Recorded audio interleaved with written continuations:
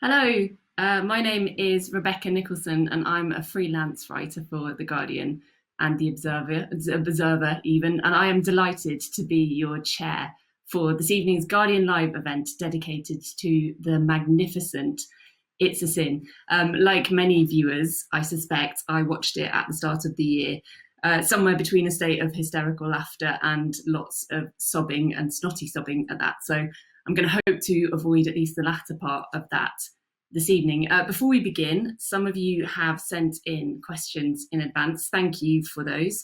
If you would like to ask a question or comment as we go through the conversation at any point, if you click the Q&A button at the bottom, you should be able to ask your question there. And if you're watching on a mobile or on a tablet, then I think it's in the menu section, there's a Q&A option. We'll get to those in the second half of the hour. So let's begin. Please welcome the creator, writer of It's a Sin, and all-round TV legend, Russell T Davies. Hello, Russell. Hello, thank you. Nice introduction. Thank you very much. I'm going to refer to you as a legend throughout the evening now. I hope that's okay. Or a legend. And Roscoe Babatunde himself, please welcome Omari Douglas. Hello, Omari. Hello. Hello. Thank you for joining us. Let's start with you, Omari. It's a Sin was your first TV role, wasn't it? I mean, what a role to kick things off with.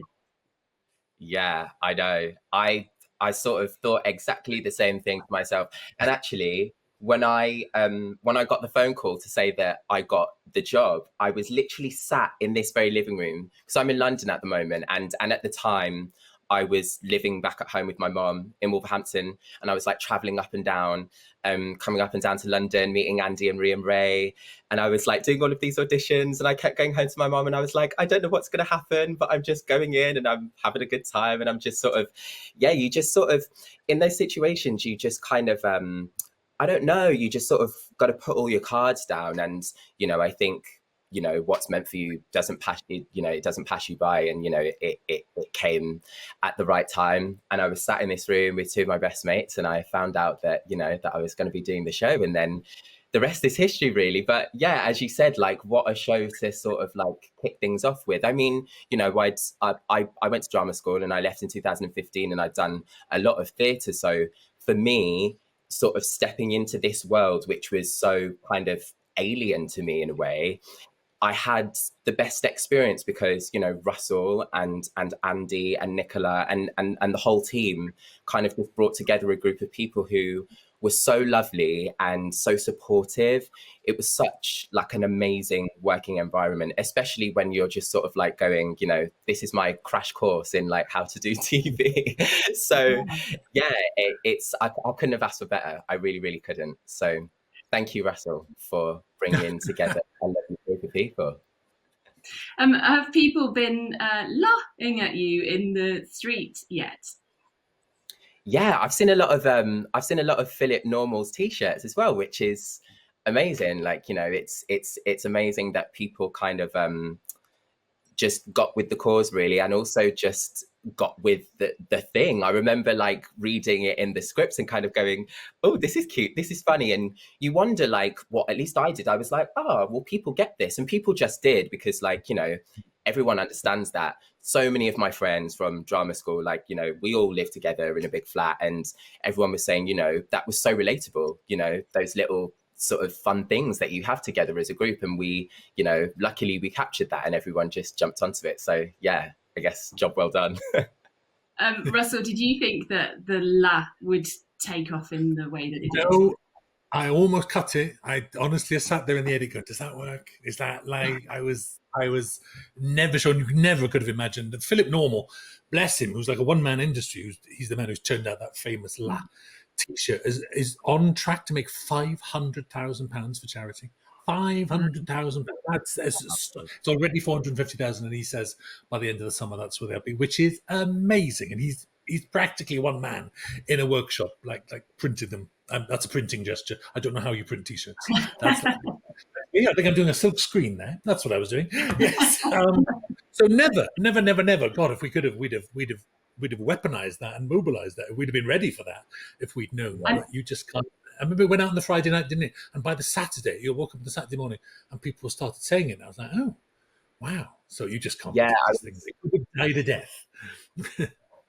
I was on my cousin messaged me in our big family WhatsApp group the other day, and she was like, "I'm so sorry to do this, but I know it's been so long." But she was just like, "La." She was like, "I miss it so much." So, yeah, I think people just really caught on, and I think we like ended up workshopping it at one point in that library in that school in Manchester that we were doing our first weekend, and you and Pete were like, "No, higher, higher, higher." It'd be higher. Yeah, we had rehearsals. That was a great rarity for television. You won't often get that, Omari. Let me tell you that. We had a whole week before, it was brilliant. Very clever of Peter to do that. Yeah. And you mentioned there people watching it on the Friday night. Obviously, it was all available to binge as well if people so choose. Russell, as a writer, do you have a preference as to how people watch it? Do you like that week's gap, or do you mind if people consume it all at once? I kind of think I'm in the hands of the TV gods. If the people who give you the money decide how to show it, then they've done a bit of research into it. And I was very scared of that. You kind of think, God, it's gonna. But actually, I mean, I'm a fan of it now because I think it kind of fueled the success of it. It was a lot of people. It's not that long, so a lot of people started watching at 9 o'clock at night. You finish by more or less 1 a.m. That's a normal night. I'd spend that in front of the telly.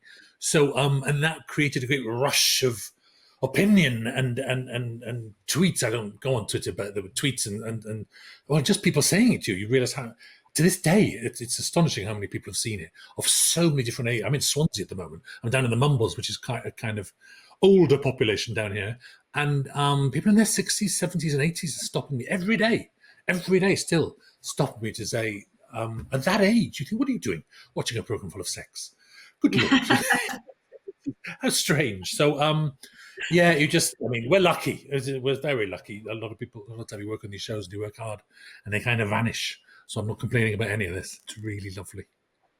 Well, let's talk a little bit about the reception to it, because it was critically acclaimed. It, as you say, it broke loads of streaming records in a very short period of time. It was an international success. It really felt like a hit. But more than that, the emotional impact that it seemed to have on viewers was absolutely massive. A couple of people have emailed in with this question, but I wonder if you were surprised by the reaction that it had. Absolutely shocked. I mean, we knew it was a sad drama and a powerful drama about a serious subject. But what we had planned was that when I was pitching the show, I specifically thought younger people didn't know this had happened. And that was part of the pitch to the channels. Like, if you're 18, there is no reason for you to be looking back. That's the nature of being young, is moving on. So, but actually what was astonishing was how many people of two things. How many people my age and our age either didn't know what had gone on, or on an even bigger level had kind of blocked it out. That's that when people are stopping me now in the street, and I mean every day, they are tending to be nurses or social workers or people who lived through it and who worked in that field, who have never talked about it. It happened. A friend of mine had texted me the other day. He said his mum was a nurse. Gerard is a lovely man. And his mum's a nurse. He turned around to his mum and said, "Why did you never tell me?" He's quite young, so he's in his 20s. So he turned around to his mum and said, "Why did you never tell me this had happened?" And she burst into tears. And she burst into tears. I couldn't talk about it. All those young men, she said, all those beautiful young men, and there was nothing we could do to save them. So it's been an extraordinary, emotional time. And I think you must get this, Omari. You're getting told stories. You become a sort of confessor. Do you get that a lot? People telling you? Yeah, totally. And you can't head into these things. We didn't head into the project sort of expecting to be sort of ambassadors for this, but I guess by default we kind of have, we all kind of carried this story together, so people do feel kind of compelled to share like really, really, really personal things. And it's incredible the impact that it's had. It's completely blown my mind. And I think especially at a time when thinking about the way that people consumed it as well. Like, I was sort of the year before, we were all those people who were sat like watching those other shows like normal people, and I May Destroy You, and I took it in and I absorbed it all in that way. So for people to sort of absorb it again in a similar way. Like I completely understand why it's had the impacts that it's had, but yeah, I'm completely shocked still. And I'm going to say you get you're very modest. You're very modest, Omari, when you're saying that you weren't ready to be ambassadors, because I think the most extraordinary thing about you lot, all of you in the cast, and that young cast in particular, is that you were ready, actually. And you don't have to do that. You don't have to step up and support the cause. It's not part of your job, actually. And every single one of you was on some level ready for it, and you met it. But because Rebecca, it's like, I've never been in this position before on any drama I've ever done. We're a week into transmission. I contacted you all to say, are you all right? Didn't I? It's like, because it was so overwhelming and massive. And we actually had a meeting with the Channel 4 people saying, what should we do? Should we do we get them help? Do we actually step in as kind of, as to support them, which we did do. We did do it. Of course, you're very strong and very marvelous. I'm fine with it, but it was nice to share the burden, wasn't it? It was because it was becoming. Yeah, it was a pressure. It was a real pressure. Yeah, did you feel that it really responsibility for them, Russell? Well, you kind of, you get people confessing, telling you stories they've never told before. You can't walk away, and some of them online, DMs, and I did have to stop answering the DMs, to be honest. And because what was happening was truths were coming out. One of the tragedies, as happens in the show, is that a lot of families, the son died, and they never said why the son had died. And so generations are passing now. It's one of the reasons I wanted to write it in the first place, was I felt that those parents were starting to pass away and that we were entering a new generation. And so people who thought their uncle or their brother or their whatever had died of cancer are during transmission, we're discovering that they died of AIDS. And in many cases, that was joyous and marvelous. And by joyous, I mean the daughters or the granddaughters, the grandsons were happy to celebrate the person's life. They weren't ashamed of saying that person died of AIDS. They weren't blaming anyone for dying of AIDS. Like, they were happy to sort of say that that's the truth of it. That's how he lived his life. So there's enormous liberation. So that's, when you're on the receiving end of that, that's terribly emotional. And also, not every family, I've got to say, it's never that easy. It's never that simple. There's one man I know, his family is still saying, we're protecting his name. We're protecting his name. They got very upset by the whole transmission, by its existence. And to this day, keep saying, we're protecting his name. And protecting him from what? What are you protecting him from? But it's their relative, it's their son, it's their brother. So you can state your opinion to a certain extent, but I'm not there to step into a family and say, you're lying. So you have to take that on. Those people think we did a bad thing. So you have to take all that on board, really. It's tricky, but fascinating. How did you deal with that, Omari, being a kind of conduit for those stories? I guess you just sort of have to, you have to look after yourself, of course, but of course there's a great deal of empathy and there's a great sense of sort of gratitude, I think, in the fact that people are sharing, because as Russell said, like, people are sharing their truths with you.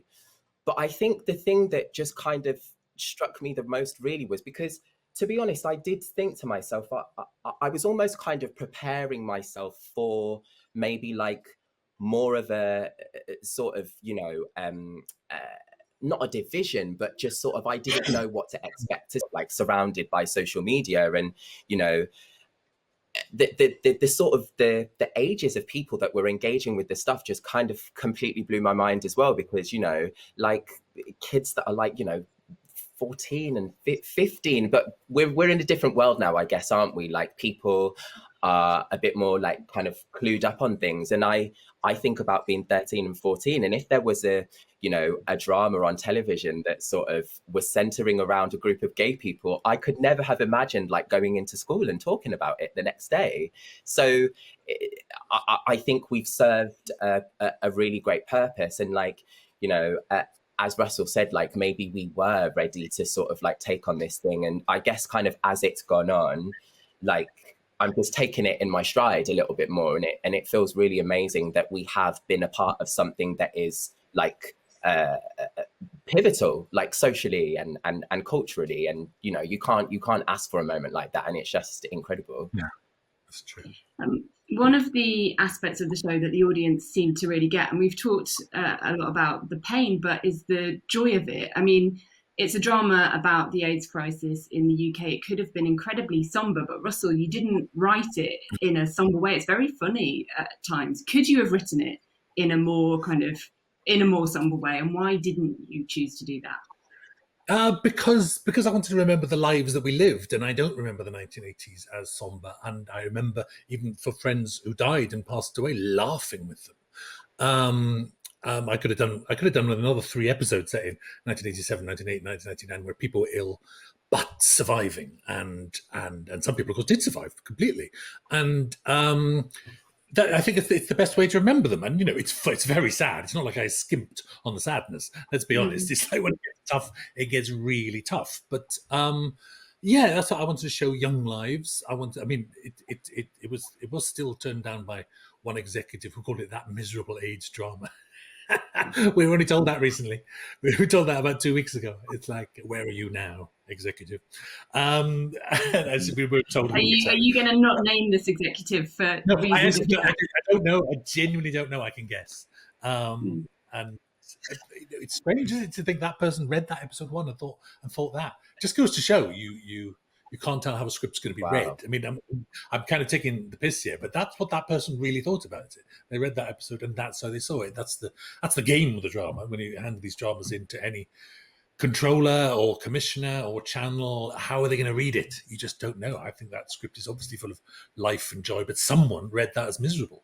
So it is interesting. So you never quite know what you're going to end up as. And it's funny, when you said division there, Omari, I expected a lot more division. When I talk about waking up on the Saturday after the Friday transmission, I kind of woke up ready for a fight, and often straight people. I mean, there's a very strong, understandable gay and queer voice that says, do we have to be defined by disease? Do we have to? Do you have to? There are very vocal people saying, do we have to be defined by HIV? Do we have to be defined by AIDS? Is that our only story? And I feel quite free to tell that story, having told 500 other stories.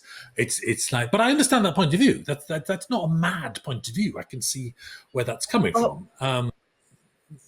I see where people are coming from when they sort of, any group doesn't want to be sort of defined by one thing, but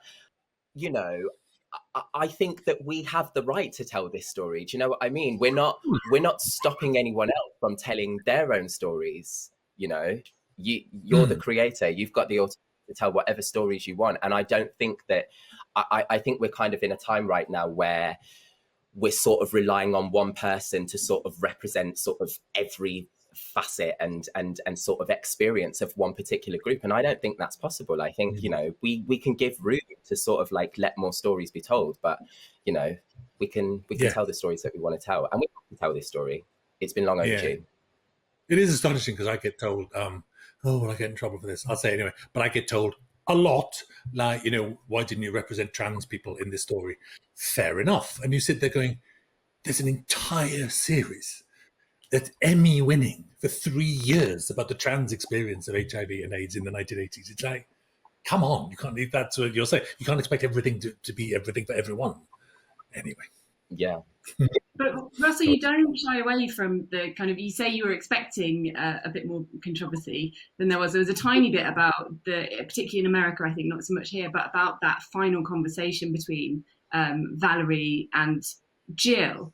Was that a difficult scene to write, the kind of great speech about shame and promiscuity? Was it tough?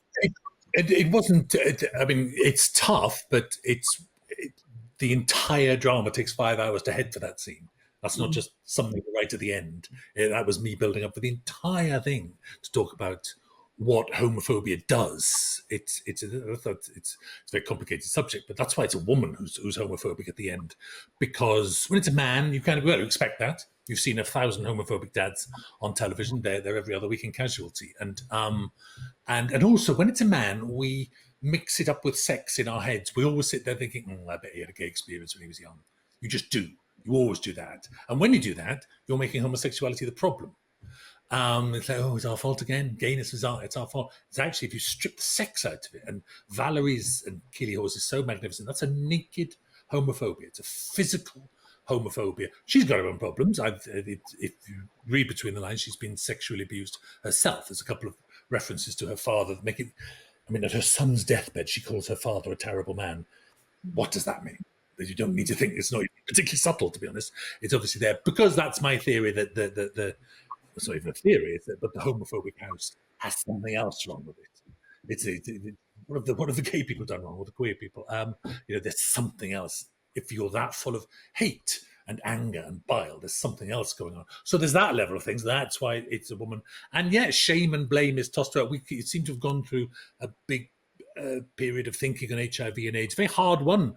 They were saying remove the shame and remove the blame, but actually that's not shaming and blaming about HIV. That's about homophobia. That's what that's getting at. It's absolutely true what Jill says in that scene. It's that you can politically argue about it all you want. It is absolutely rock true, that thing. She means every word she says, and she's absolutely right. Yeah. So yeah. Right. Well, having stripped the sex out of it, we've known each other for 20 minutes now, can we put the sex back in and talk about sex and what all of the elderly people of Mumbles have been enjoying for the last 6 months? Russell, was there ever any discussion about how frank and how explicit it was going to be with Channel 4 with Red? Oh no! To be honest, I just hand in the script. They take how frank it's going to be from the script, and there's obvious restrictions. You can't show a hard on, but actually it was part of the challenge of the whole thing was that in a drama that's essentially about a sexually transmitted disease, HIV is more than that, we know, but in this lens, it's a sexually transmitted disease. To write that and to show sex and the discovery of sex and the exploration of sex as joyous was a challenge. Well, I kind of loved. That's why I sit at this desk all day. I'm not saying it's easy, but I'm not daunted by things like that. That's kind of what I run towards. You think that's a really difficult area. That's really problematic. That's actually why a lot of HIV dramas might be, or some HIV dramas might be very heavy and very dark and very sad, but because the balance isn't there. So I happily ran towards it. Really, it's what I wanted to do. So when I handed the script in, there are endless discussions, of course, and then you have to hand it over to the actors, and I just get embarrassed, and we never talk about it, and I'm just ashamed. I can't look you in the eye. I am not on set on those days. But no, it shouldn't be. It should be a very well-controlled set, and that's where the whole intimacy coordinator thing comes in that Omari can talk about, because I'm not there for those days, believe me. Well, I did want to ask about this. Obviously, this is something that has been going on for a few years now, but was in the news recently because Michaela Cole thanked her intimacy coordinator when she picked up one of her BAFTAs. So, Omari, can you talk us through what that person does on set and how much it changes the kind of experience of what you're doing? Mm-hmm. So we worked with and associates. They're amazing, David Thackeray and Elle McAlpine, and they essentially facilitate not just the material that you're given for a particular scene, they facilitate the environment as well, and they make it completely safe for everyone.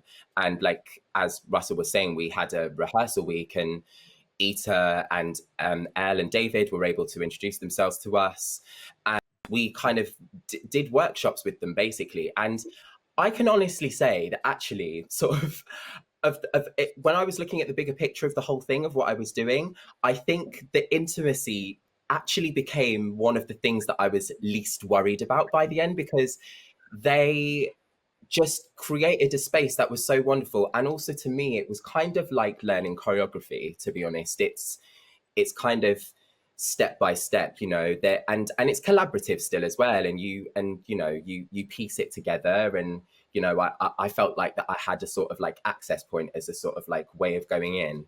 And then, of course, you can put all of the other stuff like on top of it. But yeah, I'm so glad that they're getting the recognition that they just sort of thoroughly deserve, because, as culture and time sort of changes and moves forward for all the right reasons, of course, like we have been missing these people. And, obviously Michaela's spoken about it, and Billy Piper's spoken about these things as well, and Kate Winslet and people like that. So they're becoming a part of this sort of like essential sort of like toolkit of putting on a television or a film production. And so yeah, I'm so grateful for them. They're really, really amazing. It should be compulsory. I'm surprised. compulsory yet, and really should be. And they're great people. They're really part of the team. They were all the rap party. They were there at the rap party, weren't they? I still had to watch it all with my mother, which was entertaining. So how did your mother feel about this? She knew, I told her, and it was just like, to be quite honest, it felt like watching a sex scene on any other show.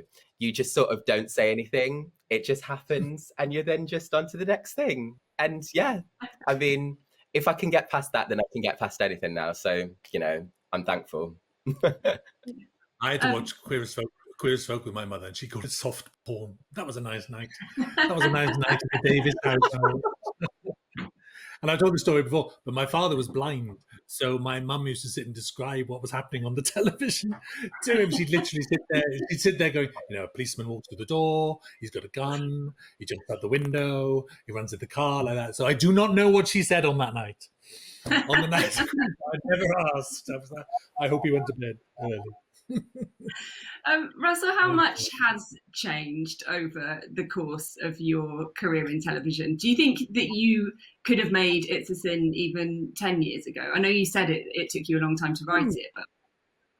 Oh yes, I think so. It's like, look, commissions love this stuff. I mean, I know it had trouble getting made. Everything has trouble getting made. You know, no one wants to give away £6 million. That's when you walk through the door trying to make a drama. You know, they might like your drama, but maybe the next drama is even better. And they don't want, who wants to give away £6 million? No one. So it's always tricky. And yes, I think 10 years ago, absolutely. If I hadn't gone off and done Doctor Who for 10 years, I would have gone straight on. I'm 10 years behind in a way. So, not that I regret doing Doctor Who. But, so yes, I think so. I mean, look, I got Queer as Folk made in 1999. And that was radical. It'd be radical now. So, you know, it's what, especially Channel 4. It's what Channel 4 was created for. And they love that buzz. Yeah. So, yeah. Do you think this is a different thing to Queer as Folk in that respect? Is there anything that you could do now that you might not have been able to do at that time? I mean, there's less fuss about, I mean, with something like Queer as Folk than the fact that two men are kissing. That used to cause enormous complaints and stuff like that. And this, I mean, I've done a lot of gay dramas over the years. This was the first one that felt like people were just watching it as a drama and talking about the story and talking about HIV and AIDS. And for the first time, and when I say people in their 60s, 70s, or 80s are stopping me in the street, that certainly didn't happen with Queer as Folk. That felt niche. It felt smaller. It was a success. It was lovely. But this feel weird. It's the first time I can kind of sit there and say, well, that's quite mainstream. And that's lovely. That's a really lovely feeling. And the viewing figures were lovely as well. So big surprise. Wasn't expecting it at all. So it was lovely. Omari, you are of a different generation to Russell, although I must say both of you don't look a day over 21. How much has changed in the course of your lifetime, do you think, in terms of representation on screen? Wow. Well, I guess I think the thing that comes to mind straight away is just, you know, and I touched on it earlier, is just the conversations that you can have.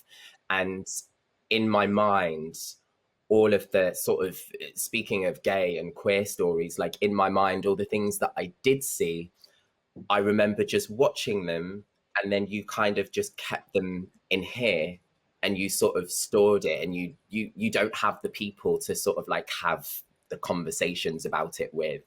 And, you know, I think the younger generation now are amazingly equipped with like their language and the way that they can express themselves. So, you know, I hope that, you know, any kids who had, you know, been able to sort of see it have been able to sort of like have, you know, good discussions with people. But I remember like there was a gay storyline in Footballers' Wives. I remember like Christian and Saeed in EastEnders.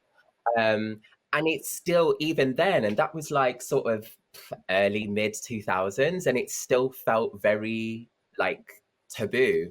I mean, funnily enough, with Queer as Folk, like I think I was 6 when Queer as Folk came out, and obviously I didn't watch it. Of course, I didn't watch it then. I actually watched it a few years ago, for the first. But I remember vividly, I remember it coming out. I remember the press. I remember the headlines. I even remember like kind of hearing it maybe in the living room and sort of like pottering about upstairs and being like, oh my God, what is this thing that is going on? So I would say that I feel like we've come on leaps and bounds, of course. It doesn't feel as taboo anymore. But I think, there's still a long way that we can go because, of course, like Russell has openly said, it's not like it was an easy thing to like get the show commissioned. People still have questions and people still have worries. And, hopefully this will, open the gates and we can see more and more of it. I think it's just, I think there's a lot of gatekeepers that are sort of stopping it from sort of allowing it to be more mainstream. Basically, I just don't know. It's a tricky one, isn't it? You sort of say we've moved on, and the kids talk about this stuff, but sometimes I worry we're in a gilded cage, really. And we fought hard to get into our gilded cage. But like my friend Helen says, who's got kids, she said you walk past that school bus stop, the language is as misogynist and as sexual 1,000 more times than when we were young. It's vile and vicious, and I'll tell you why. It's because don't start me. It's because every single child is from the age of 8 is watching hardcore porn on their mobile phones. We talk like we're in an age of enlightenment and fluidity and joy, and it's the absolute opposite. I think we're creating a whole generation of dark problems, dark psychological, sexual problems, because 5-year-olds are watching Two Girls, One Cup. It's I'm not kidding. It's like and none of us. We're also liberal. No one's saying ban the phones, ban, stop the censorship. We need massive censorship. We need it right now, immediately, right across the board. We look like the last days of the Roman Empire. We look like we've got wine swilling down the gutters. We look like we're eating gold and as fat as pigs while the pillars collapse behind us. That was a speech. There we go. That's what I think. I do think that. I think there's a reason that I've thought about years and years since it aired almost every day. I think some of that maybe was that channeled into that show. I didn't touch porn in that. I didn't even start. Oh dear! What a word! Maybe now it is a good time we've got loads and loads of questions from the audience, and it might be a good time to hand it over to the audience. And please remember, if you do want to ask questions, put them in the Q&A panel down at the bottom of your screen. I'm going to try and get through as many of these as we can. Tanya Chandler says, Omari, how much are you like your character Roscoe? Oh, I feel like that. Do you know what? I connected with Roscoe because he is independent and sort of. It was really nice to sort of like channel that excitement and sort of just zest for life that you have. Like I moved to London when I was 18, and it was nice to sort of. It felt like an extension of myself, really, because he is so. Flamboyant and really does just speak his mind. There's sort of there's no filter on him, and I admired that, and that was the thing that I kind of felt like that I was reaching for. So it was a funny one. I felt comfortable in his shoes, and yet I feel like that there was something that I was still kind of aspiring towards. And he's so naughty, like he's so naughty. I am still. Quite very well behaved, I must say. He's very, very, very, very naughty, and I love that about him. But no, I would say that we're definitely opposites on that front. And Russell, Tanya says, thank you for telling a story that needed to be told. I've finally been able to properly grieve. I was a Jill. I mean, we talked about this a bit in the talk, but you must be hearing these things. And I mean, how does that feel for you? Constantly, it feels wonderful, to be honest, because it's honest. That's got to be good. The fact that the fact that generations later, the truth is being told. One woman, I've forgotten her name, who works in Channel 4 drama, and she wasn't on transmission, but I was on the Zoe Ball radio show, and I was on there, and she went, "Oh my God, my uncle Derek didn't die of cancer." It was listening to us talk about it that opened up her memories. And that was AIDS. That was AIDS. So it's been a rolling chain of people remembering and realizing and looking back, which is wonderful. It's like it's so strange. It's like you spend your life going to like AIDS charity things, and inevitably you sit at those things going, where is everyone? And finally everyone came. Weirdly, not everyone. Long way to go, I know. But yeah, it's nice. It's an honor, to be honest. That's the word. It's an honor. Yeah, and the power of drama as well. I mean, it's had, as we've discussed, it's had such an effect on people and on audiences. And actually, that leads into a question from Hannah Davis, who says, "What does it mean to you to have been able to pay tribute to those that you lost and put them at the front and centre of a drama?" Oh, it means the world for me. That's why I did it. But to have that work is a very rare thing. And yeah, if I go to my grave with "It's a Sin" written on my gravestone, that's a very lovely thing. I'm delighted, really, really delighted. Yeah, I think about it a lot, and it's a big thing to live with. Most shows come and go. To be honest, you do them, they're gone. And the fact that this sits there sometimes as a weight, but most of the time as a joy, is a really, really rare and lovely thing. I really appreciate it. Sarah Jane Gibson has asked, did you imagine Keely Hawes as Valerie during the writing process? Or is there a real Valerie out there who inspired the character? Yes, there is, but I better not go into those details. I didn't, but she was already cast by the time I wrote episode 5, I think. Did you have episode 5 late? Was I late with that, Omari? I can't remember. Yeah, I think, did it? I think. Yeah, it's definitely. It wasn't late. Got it by then. Yeah. Yeah, we had all 5 by the time we started filming, definitely. But I think we had cast her. Yes, because I was having to write letter. When you meet her, she's the loveliest woman on earth. But before you meet her, I was like, "Don't be polite, dear Miss Hawes." Emails like that saying, "I promise you this will be a very good part in the last episode." That's the trick. Yes, because you have to cast things like that way in advance. So I hadn't written it yet. So those are tricky emails. Going, I promise you this will be good. Which actually helps you write it. Once you promise that to someone, you then have to sit in this chair and deliver. So yeah. But no, I could never have imagined. And isn't she lovely, Omari? She really is the most delightful woman. I've never seen an actor so happy to be on set as Keely Hawes. She simply loves being there and stays. Yeah, she stays there. Most of you, bless you, you've got lines to learn or stuff to do, so you go off to your trailers. She stays on the set. She's such a lovely woman. Gorgeous. So Matthew, so amazingly generous. Matthew Longstaff has asked, was Roscoe's religious father and his change of heart based on anyone real? Russell, maybe you could take this first, and then Omari, perhaps you could talk about anything that you put into Roscoe's relationship with his family. Yeah, they're all slight. I mean, that's not literally based on, over the years I've gathered. Sometimes I can't remember what's true and what's not, because these are stories people have been gathering for 40 years. And yes, of course, there are fathers and mothers. And to be honest, confronted with that AIDS ward, most parents, the story, Valerie's story of walking onto an AIDS ward to discover that your son is gay, to discover that they've got AIDS, to discover that they're dying, is quite a common story. It happened a frightening amount of times. I mean, what a thing to discover.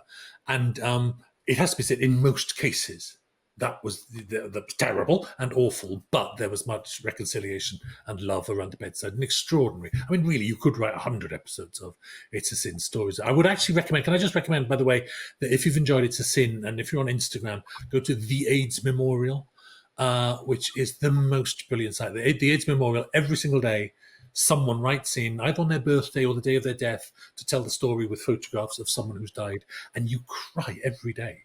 These astonishingly bright, vivid lives, men and women, children sometimes, and sometimes it's overwhelming. Sometimes a lot of dates come along all at once. It's a well curated site. It's brilliantly done. It's an inspiration, actually. Weirdly, it's a treasure house actually for the history of HIV and AIDS. The AIDS Memorial, highly recommended. Yeah. Sorry, Omari. Yes, where were we? You and your dad. Love that. Yeah, do you know what's really interesting is that I think the first thing that a lot of people have asked, especially sort of once the show was being transmitted and, people had been interviewing us, a lot of people asked me, they'd say, does this reflect your family? And I guess there is there's a natural curiosity about those things. And of course, my sort of family makeup doesn't reflect Roscoe's like in the slightest. It's kind of the total opposite, I'd have to say. And I did come up with like a lot of I've met a couple of people who were kind of a bit torn with it, actually, because they were saying, well, my family didn't sort of react in that way to me being gay, and so do you feel like that we sort of portray that about ourselves all the time? And do you know what? Like, it is people's truths. Like, that is people's truth. One of my very, very, very close friends, that is his truth. Like, that is exactly him. That is his life. And he spoke to me not long after the show aired, and he said that he'd spoken to another group of his friends, and after they watched the first episode, I don't even think they said that they'd even finished the episode. They just sort of contacted each other, like after those initial scenes where Roscoe leaves home, and they were just in shock. They were just like, I feel like that my life has just been kind of like reflected on screen. So yeah, there was I guess there's sort of a lot to be said in the sense that that was a viewpoint back then, and it is still a reality for people. Because Channel 4 kind of worried about that. It's compliance. They have compliance people who worry about stuff, saying, "Is this racist? Is the hostility within this family? Is that a bad portrayal?" But actually, Roscoe's sister's words are taken word for word from a Nigerian refugee, Nigerian refugee, from an interview in Attitude magazine in 2016, where she says, "If you go home, you will be beaten, you'll be taken out of the forest and left for the animals to eat you." That's from 2016, word for word, that speech. So when they were going, "Oh, is this slightly racist?" I was like, here it is, said by someone who's lived it. So yeah, it's amazing. Alex Sale has said, "It's so refreshing and moving to see true representation of the lives of LGBTQ plus characters that have depth and aren't just a string of tragic stereotypes. How can we encourage and support more TV productions like yours, Russell?" Well, I've been doing it for 30 years now. It's like the funny thing is that I've learned, having done quiz all those years ago, is revolutions have to keep on happening. Tolstoy said that about me. Revolutions have to keep happening. And you do have to do it again and again. And that's because every time a new audience comes along, every time a new generation comes along, every time it just goes to show how hard the carapace is that needs cracking for us to be seen and for all sorts of people to be seen. It's where like trans stories are just beginning now. So you do have to keep doing it and keep doing it. And you think there's enormous wealth. You sort of say, I could rattle off all those 27 gay men in Emmerdale at the moment, and in EastEnders, and the existence of Pose, and everything Ryan Murphy's doing, and Us, and and Gentleman Jack, an awful lot of shows, Mae Martin's shows, and yet put them all together and they kind of would fill a Tuesday afternoon of network television when all the rest of the stuff is straight. So there is still a lot of work to be done. You think it's everywhere. That's because we're very aware of it, actually, because it's noisy and it's colourful and mad. We're a mad bunch of people. The gays, the queers, we're mad. It's something to do with like being brought up in a society we don't quite fit in. We're bonkers. I have to say that. I listened to a podcast the other day. There was Alan Carr talking to Judge Rinder, and it was so brilliant. And they were so mad. It was like the wreckage of a fun fair being washed up in Honolulu or something. It was like just colourful and jagged and wild and bold and hilarious. You thought, I just started thinking about the society that's made two gay men be that big and that bold and outrageous. I love it. I think what they do is wonderful. But gosh, I think there's a cost as well. Yeah, I'm starting to wish I'd put a slightly jazzier filter on this to live up to the mad stereotype. Terry Williams has asked, how would you advise today's protest movements to bring creativity and fun into their actions? Wow. I think they're doing it. I think they're doing it right now. You think about social media and, I guess for all of its sort of troublesome areas, I think that there are people out there who are using it in the right way. I think that there's amazing people out there who have, besides doing the work sort of like on the ground, they've really sort of made themselves present on social media, and there is something to be taken from that, and that it is valid because, and of course, again, we can say, you know, we see the things that we want to see, but there's so many amazing people out there. Like, you know, I'd start listing off, you know, like Mumro Bergdorf and Lady Phil, all these amazing, incredible activists who are doing these amazing things, and you see a lot of it online. And that's the way that, like, that's the way that youth want to connect with things socially. So I think that we're doing it. I think it's definitely happening. I think it's kind of innate. Isn't it? It's like, you look at what I love at the moment. It's like you look at the trans story, and they're all writing books. There's Juno Dawson writing books. There's Paris Lee's writing with Sean Fay, and it's brilliant. It's wonderful. And you know, Juno Dawson's amazing. Juno Dawson's written Doctor Who books. She's written all sorts of things, not just things on this subject. So that creativity is innate. Frankly, we're more creative than most people, than straight people, and we're more inventive, and we were born that way, and we're marvellous. We're naturally brilliant. Is this an argument for keeping hold of phones, Russell, rather than chucking them on the bin? Exactly. Yes. All right.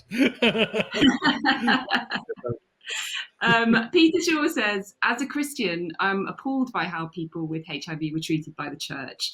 What do the church and Christians need to do to change? That's a big question.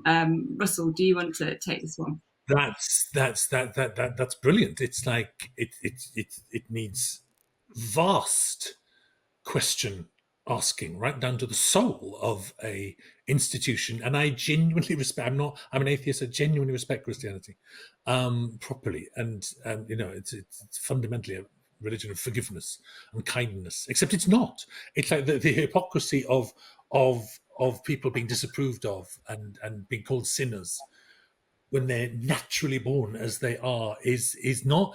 Like, it shouldn't be up to us to protest. We shouldn't have to be waving placards outside churches. You Christians should be having really proper conversations with yourselves. When you look at the wreckage of your church, Jesus Christ, I mean, really, we look at the sexual abuse and stuff like that. It's like, why aren't you packing out your churches on Sundays? Don't sit there, give me the parable of the lambs or something. Why aren't you sitting there on a Sunday morning arguing with each other and fighting to make it better and more honest? Because at the core, there's something very beautiful there and very fine that's lasted for thousands of years. And how you can let these levels of lies and blindness pile up is so obviously wrong. Why do we put up with it? Why do Christians put up with it? That's the question. Omari, is there anything that you'd like to add to that? I'm off. I'm off. We're not trying away from big subjects tonight, are we? We're really not. You think I'd had a drink or something? I haven't. Like, I was on the beach. I've got sunstroke. We've got some live questions now. I'm not entirely sure who's asked them, but if you asked them, thank you very much. The show has an amazing soundtrack. Russell, did you write with the music in mind, not knowing if it could be cleared, or did it come later? Some of them, about half of the tracks, and some couldn't be cleared as ever, but most were. And then Peter Hoare, our lovely director, added a lot more, and which caused enormous bills. And I have to say, that's when it's that, you know, support you have. I always talk about broadcasters and commissioners like they're the enemy in some way, but actually we had Channel 4 behind us and HBO Max behind us, and they properly stepped up. I've got to say, with hundreds of thousands of pounds to pay for that music. Music is so expensive. We've all got our lives wrong. We should all be musicians, or rather, we should be agents. We should be musicians' agents, because, like, blimey, they earn a lot of money. So all the sums of money were found, which really set the show up and made it sing. It was a big part of its joy. It's lovely, yeah. How much of that £6 million went on the soundtrack? Oh God, I don't know. I shouldn't give away sums. It's hundreds of thousands of pounds. Hundreds of thousands. Yeah. Omari, did you know the kind of Kelly Marie track for your big butterfly moment? Did you know that song before? I did. To be honest, I just spent my whole summer just like listening to so much music. Like, I still listen to it now. I made a playlist and I still add to it. And when in that rehearsal week, actually, I remember Peter asking for like suggestions for a couple of tracks. And I came back in probably like very over enthusiastically, and I was just like, we should have this, we should have this, we should have this. I sort of proudly said, I was like, I'd love to have the Hazel Dean number in episode 2 because that's an amazing track, and also Hazel Dean is like a huge like kind of the ally for the community, and it was amazing, sort of like. It was amazing seeing all of the artists whose music was used in the show. It was amazing seeing their response to it being in the show and the way that people were like engaging in that music again. But that is why, you know, a part of the reason why I love the decade so much. I just think it's such a brilliant era for music, and I don't know whether people who actually lived through that decade are going like, what are you talking about? It wasn't that good. But you know, I absolutely love it. And I love yeah, it because it was like I had like Kelly Marie and Hazel Dean got in touch with me. That was my finest hour. I love that. And do you know what? I love those women because it's like HIV crisis, all the panic, all the scare stories in the 80s. Hazel Dean, Kelly Marie, all those singers kept going to gay clubs. Every Saturday night, they'd turn up. There were people who did not turn away. And they'd hug all their fans. They'd kiss them. It's like, it wasn't just Princess Diana. There were other queens out there doing it. And they were queens of the disco. Brilliant people. Really brilliant. What did they say to you, Russell, when they got in touch? They were delighted. They were delighted to be remembered. I mean, I think they're still out there clubbing and touring and stuff like that. But they love being part of it, and their memories are ferocious. I mean, that's a great story. You could tell a story from their point of view. Brilliant. 80s club singers going around the gay clubs. Fantastic. Lots of people want to know what you're writing next, so maybe that could be it. It could be. It's not, but I'm not allowed to say what I'm writing next. It's not just because it hasn't been announced. So it's very different and very mad, but great. Okay. Fun. Yeah. Another question here. The moment when Roscoe throws a bin through the neighbour's shop front reminded me a lot of Stuart driving through the front of the homophobic car dealers. Russell, I remember that during an interview at the RT Festival, you said that scene in Queer as Folk was based off what you had wanted to do when placed in the same position as Stuart. And I was wondering, was the scene with Roscoe written in a similar fashion? Yes, that episode needed. That's the end where Richie's dying and it's at their worst, and there's a lot happening in that episode. It needed one moment of anger, of absolute anger. Also, plot-wise, you needed to explain how Keely Hawes and Sean Dooley turned up at the hospital, because they say that your neighbour told us. That neighbour gets her revenge. Blessing. Is it Blessing? No, Charity, isn't it? Charity says, oh, go and visit them in this ward. You'll find out something. It'll be interesting. So that neighbour's revenge is it's kind of hidden in the script, but that's what goes on there. So I had to find a way to get Keely and Sean to the hospital, having not been told that their son is in hospital. So that's actually, technically, that's why it's there. But I needed someone, and Roscoe's the one. Roscoe's the one who doesn't care, who will do that. I needed an explosion of temper, because there wasn't room for it anywhere else, actually. And that, as an emotion, I thought, I've got to hit that. Yeah. Did you enjoy that? Was that fun? Did you love it? Oh my God, it felt like that there was a lot of anticipation, because they wouldn't of course, they wouldn't let me do it until we actually did they were like, you've got one take. So we were sort of like rehearsing without actually doing it. And I was just like, please, can I throw this bin through the window?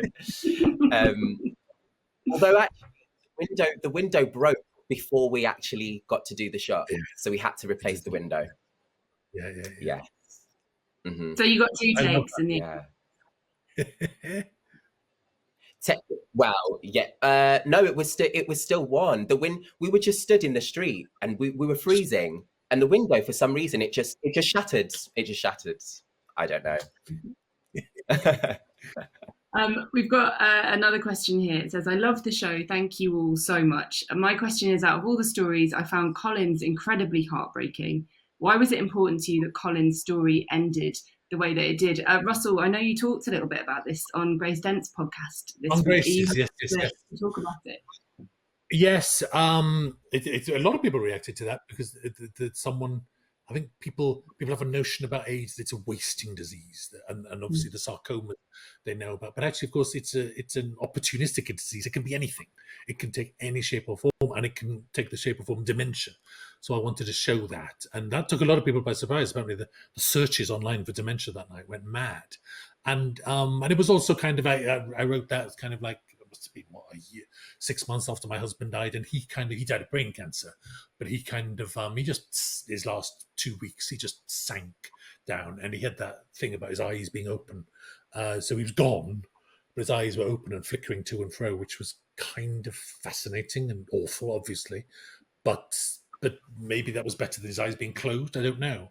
And you would just think, what are you thinking? What are you thinking? So that kind of, I don't deliberately take those things like, oh, I'll put that in with Colin, but you kind of, well, I wanted to make his death as sad as possible. And that's the point of Colin's death, to be very, very sad. Genuinely, Richie's death is more complicated.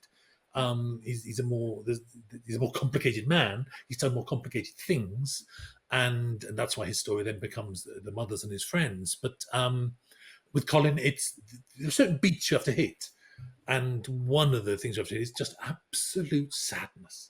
Oh, the sadness of it, and the lack of dignity, and the awfulness of the death. There's no final words. There's no speech to his loved ones.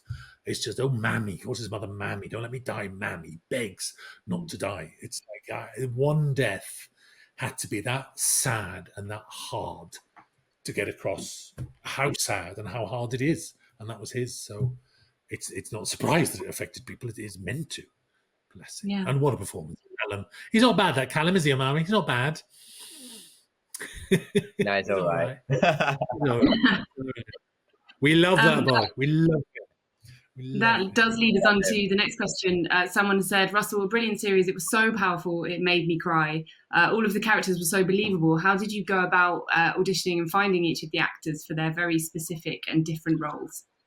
Well, I wish that was me. There's a man called Andy Pryor, who's our casting director. And look, when someone like Omari walks in, did we make you audition a couple of times, Omari? I think you had a few auditions, didn't you? Yeah. Yeah. I was actually... No, I was going to say that there were a couple of mates of mine towards the end, and we were like, yeah, we're all still in for this. We were like, all right, let's go. I think, to be honest, sometimes you can't believe your luck. It's like you walk in, Omari, you read Roscoe, and there's part of you thinking, oh, that's it then. And you think it can't be that easy. It can't be. We must try every actor in the land. And that is part of it. But it's Andy Pryor is an amazing casting, and Ray in his team.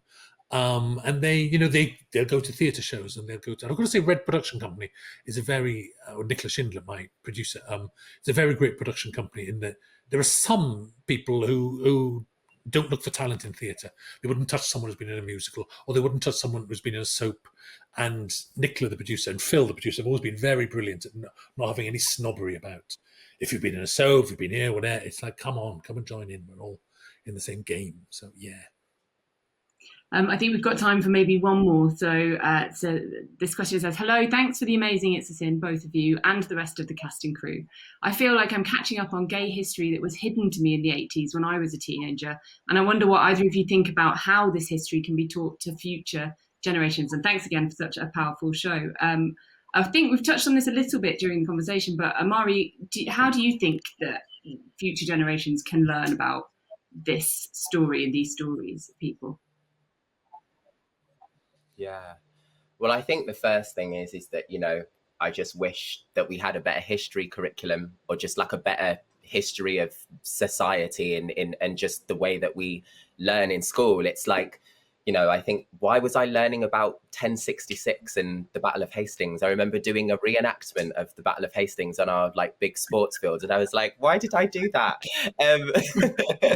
But, I think I hope that we can continue to immortalize these things that we should be seeing and understanding. And I think isn't there sort of a thing going on at the minute? They're trying to build a queer museum in London, I think, aren't they?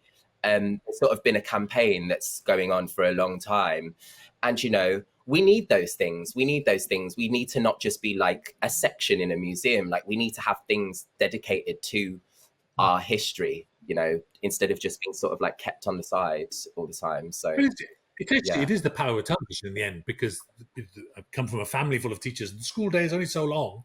There's only so much you can fit in. You might get half an hour about AIDS and then move on, because there is and I kind of approve of learning about 1066 as well, because I think we'd have a shape of society in our heads. But that's when your education isn't just in school; it's from watching a drama as well.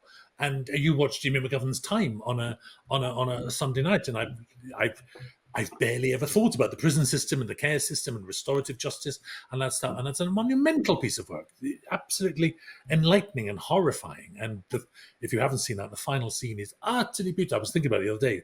I had a final scene on a seafront, and my final scene is full of anger and bile and fury. And Jimmy has a final scene on a seafront which is full of forgiveness and compassion and hope. And I thought that just proves he's a much nicer man than me. But there's an good old television. There's a lot to be learned from it. So, we're not a substitute. It does teach you through entertainment, through drama. It's good things. So, yeah. Sadly, we have come to the end of our time. Thank you both so much for joining us this evening. Thank you to the audience for the brilliant questions. I really hope that we've been able to answer some of them. And a massive, I'm really trying to get the pitch right on this. I don't know. Am I going high enough? A little bit higher. That's it. Yeah, we got it. We would love to hear what you in the audience thought of this event. When it ends, a very short survey will pop up on your screen, and your feedback will really help us to shape our future programme. Guardian Live has more events coming up, including Naomi Klein tomorrow on climate activism, Labour MP Jess Phillips, and the UK rapper Eni. You can find out more at theguardian.com/Guardian Live. Russell, I really want to know more about your thoughts on phones and pornographies. And Omari, I'm really sad that the dog didn't make an appearance in the flesh. Just thank you to both of you. It's been an absolute pleasure, and congratulations again on the wonderful, wonderful It's a Sin. So thanks everyone. Good night. Thank you. Thank you very much. Bye. Thanks. Good night.